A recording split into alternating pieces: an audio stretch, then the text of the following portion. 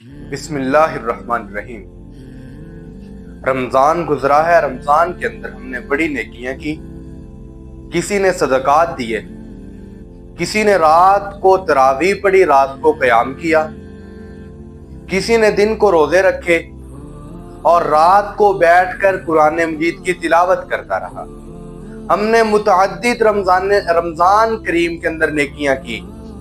لیکن رمضان گزرنے کے بعد اگر ہم اپنی نیکیوں کی حفاظت نہ کر سکیں تو پھر ہم نے رمضان کے اندر جو عبادات کی، جو صدقات کیے، جو اللہ کے سامنے خشوع خضوع کیا، جو اللہ کے سامنے روتے رہے، جو اللہ کے سے ہم نے توبہ استغفار کی، وہ سب کچھ ہمارا ضائع چلا جائے گا۔ تو اس لیے ہمیں اپنی نیکیوں کی حفاظت کی بڑی ضرورت ہے۔ اللہ کے رسول صلی اللہ علیہ وسلم نے فرمایا، صحیح مسلم کے اندر حدیث ہے، اللہ کے رسول نے فرمایا، اتدرون ما المفلس، کیا جانتے ہو تم مفلس بندہ کون ہے؟ مفلس کہتے ہیں غریب بندے کو۔ اللہ کے رسول نے فرمایا، جانتے ہو مفلس بندہ کون ہے؟ صحابہ نے کہا، اللہ کے رسول، لا درہم ولا متاع لہ،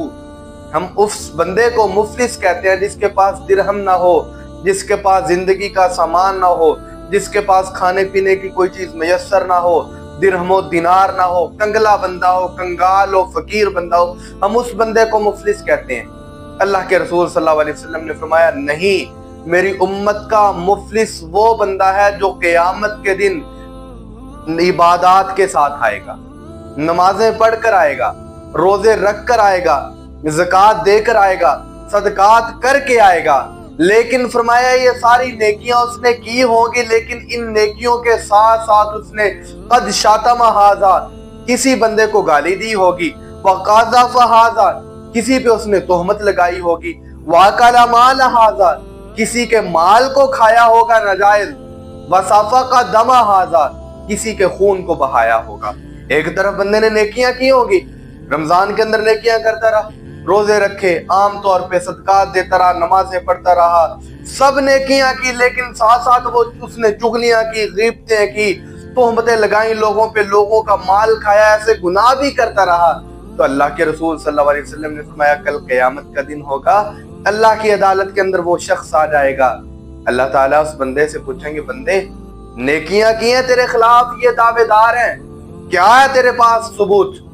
اب کیا کس طرح ان بندوں کے ساتھ نپٹنا ہے؟ تو اللہ تعالیٰ قیامت کے دن انصاف کریں گے، کسی سے پر ظلم تو نہیں کریں گے۔ تو اللہ تعالیٰ وہ بندہ جس نے نمازیں پڑھی، نیکیاں کی، وہ جن کے ساتھ اس نے ظلم و زیادتیاں کی، اللہ تعالیٰ ان لوگوں کو اس کی نیکیاں اٹھا اٹھا کر دینا شروع کر دیں گے۔ ایک بندہ کھڑا ہے، اس کو اس نے گالی دی، اللہ تعالیٰ نے اس نے جو نیکیاں کی، نمازیں پڑھی، اس کے کھاتے میں اس کی نیکیاں ڈال دی۔ ایک بندے کو اس نے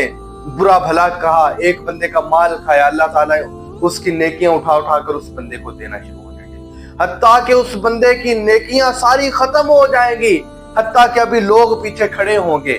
تو پھر اللہ کے رسول صلی اللہ علیہ وسلم نے فرمایا، ان لوگوں کی برائیاں اس بندے کے کھاتے میں ڈال دی جائیں گی،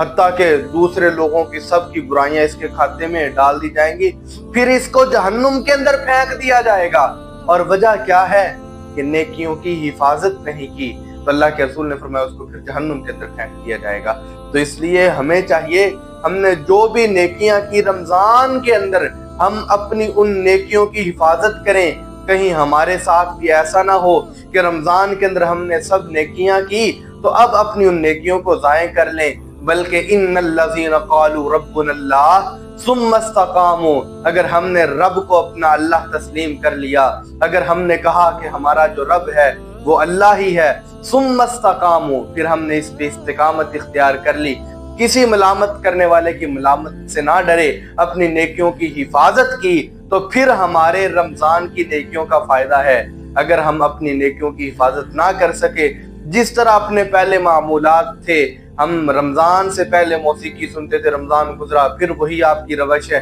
وہی عادات ہیں، تو یاد رکھیں آپ نے جتنی بھی نیکیاں کی ہوں گی رمضان کی سب وہ ضائع ہو جائیں گی۔ تو اس لیے آپ نے امت محمدیہ کا مفلس نہیں بننا، تو یہ امت محمدیہ کا مفلس بندہ تھا جو نیکیاں تو کرتا ہے لیکن قیامت کا دن ہوگا ساتھ ساتھ گناہ بھی کرتا ہے، لوگوں پہ ظلم و زیادتی کرتا ہے، تو اللہ تعالیٰ تمام اس کی نیکیاں دوسرے لوگوں کے کھاتے میں ڈال دے گا۔ اللہ تعالیٰ ہمیں ہر قسم کی برائیوں سے محفوظ رکھے۔ ان اريد الا الاسلام۔